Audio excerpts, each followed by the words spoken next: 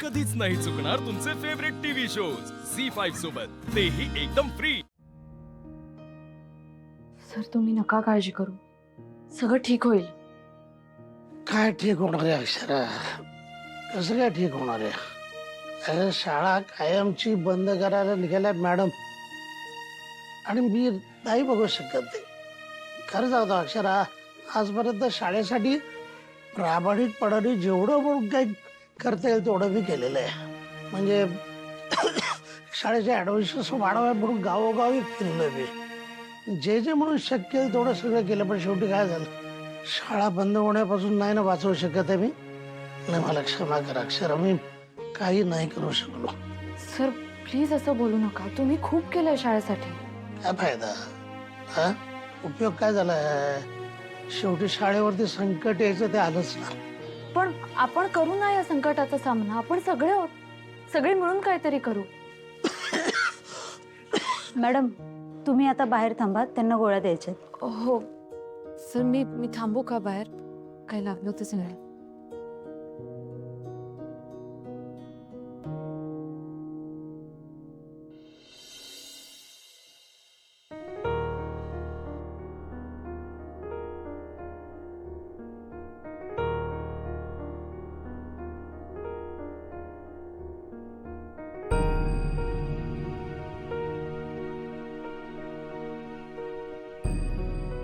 अधिपती, अरे तू फोन का उचलत नव्हतास?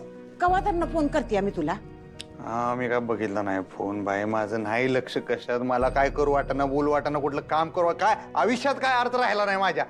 असं नका बोलूस, असं काय नाही। तसंच आहे आता। मी मस्त म्हणतोय मोठ्या तोंडानं, मास्तरीन बाईसनी जे पाहिजे ते मी देतो, नोटीस पाहिजे, काय तुम्हाला काडी मोड पाहिजे सगळं देतो, पण ते तेवढं शक्य वाटत नाही बाया। जिल्हा डेंजर कार्यक्रम झालाय बघ। तिला जे काय पाहिजे ना व ते तू करूच न गस। आणि ती नोटीस, हा ती नोटीस बिटीस सर आता समजा ठीक होणार आहे बघ तुमच्या। समजा ठीक काय? कोण जादूची कांडी फिरवणार आहे? राय हा म्हणजे मग एक जादूगार गेलाय तुमचा संसार वाचवाया। काय बोलतेस? काय कोण जादूगार? तुझं बाबा। त्यांचं काय?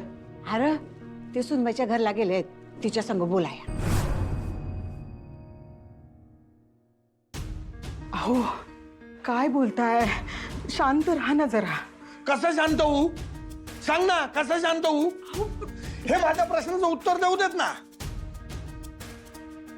माझी मुलगी तुमच्या घरात सेफ राहील याची तुम्ही हमी का देऊ शकत नाही? सांगा ना, का देऊ शकत नाही? मी काय बोलणार दादा? इतकी वर्ष त्या बाईने मलाच निकामी करून तिथं अंथरुणावरती पाडलं होतं। ती बाई काही करू शकते, मी कशी हमी देणार? आणि अशा घरामध्ये मी माझ्या मुलीला ढकलू असं तुम्ही म्हणताय? सगळं मान्य आहे दादा, पण ती सून आहे ना त्या घरची। म्हणून जीव घ्यायला द्याल का भुवनेश्वरी मॅडम ना तिचा? तसं नाही दादा। माझ्या जागेवर जर तुम्ही असतात तर तुम्ही तुमच्या मुलीला त्या घरात पाठवलं असतं सून म्हणून? तुम्ही जे म्हणताय ते सगळं योग्य आहे। मग तुम्ही वागताय ते बरोबर आहे का याचा विचार करा ना जरा। दादा अधिपतीचं प्रेम आहे अक्षरावर। आपण ते वागण्यात दिसत नाही ना। दादा असं नाहीये, मी अगदी खरं सांगतोय तुम्हाला। अधिपतीचं अक्षरावर प्रेम आहे हे अक्षराला माहिती आहे, तुम्ही तिला विचारा वाटल्यास। आणि अक्षराचं सुद्धा अधिपतीवर खूप प्रेम आहे, त्या दोघांचा एकमेकांच्यावर जीव आहे। मी सांगतो ना, मी बघितलंय माझ्या डोळ्यांनी। आणि अधिपती सध्या मूर्खासारखा वागतोय हे मला मान्य आहे, पण तोही नीट नाहीये, त्याची मनस्थिती चांगली नाहीये अक्षराशिवाय। वेड्यासारखा घरात फिरतोय तो। ऐका ना दादा, म्हणून तर मी तुमच्यासमोर हात जोडतोय। मला मान्य आहे त्या बाईनं माझ्या मुलाचं वाटोळ केलंय, पण मी तुम्हाला शब्द देतो, मी त्या बाईला माझ्या मुलाचा संसार मोडू देणार नाही। तुम्ही माझ्यावरती एकदा विश्वास ठेवा। अक्षरा एकदा आमच्या घरी आली ना की ती सगळं नीट करेल। अक्षरा हुशार आहे, तिला बरोबर कळतं कुणाला कसं हँडल करायचं, ती सगळं सांभाळेल। दादा प्लीज एकदा माझ्यावरती विश्वास ठेवा। मी वचन देतो तुम्हाला, माझ्या जीवात जीव असेपर्यंत मी भुवनेश्वरीला अक्षराच्या केसाला धक्का लावू देणार नाही। मी सगळे प्रयत्न करेन। अक्षरा जोपर्यंत घरी येत नाही तोपर्यंत माझ्या घराला घर पण नाही हो। प्लीज तिला एकदा घरी पाठवा। हे बघा, तुमच्या घराला घर पण यावं ना म्हणून मी माझ्या मुलीचा बळी का देऊ? ती सेफ नाहीये तिथे। हे बघा, तुम्ही कितीही ग्वाही दिली ना तरी तुम्हाला चांगलं माहिती की तसं काहीही होणार नाही. ती भुवनेश्वरी नावाची बाई आहे ना, ती तिला सुखाने जगू देणार नाही. अहो, मी माझ्या मुलीच्या जीवाशी नाही खेळ करू शकत. बास झालं आता. तो माणूस एकदा चूक करतो ना तेव्हा त्याला माणूस म्हणून सवलत मिळते, पण तीच चूक जर त्यांनी परत केली ना तर मात्र तो मूर्ख ठरतो. आणि हा मूर्खपणा मी आता करणार नाही. आता मी माझ्या मुलीच्या जीवाशी कुणालाही खेळू देणार नाही. खरंय हो यांचं म्हणणं. खूपच करतात ना भुवनेश्वरी मॅडम. ही काय वागण्याची पद्धत झाली का? माणुसकी म्हणून नावाची काही गोष्ट असते की नाही? ताई तुमचं अगदी बरोबर आहे, तुम्ही काहीच चुकीचं बोलत नाही आहात. पण ताई आपण गप्प बसून नाही चालणार ना. आपण मोठ्यानेच काहीतरी करायला हवं, काहीतरी सुवर्ण मध्य काढायला हवं, त्या दोघांचं नातं वाचवायला हवं. हे बघा, आधी तुम्ही त्या भुवनेश्वरी मॅडमना घराबाहेर काढा, मग आमच्याशी काय ते बोला.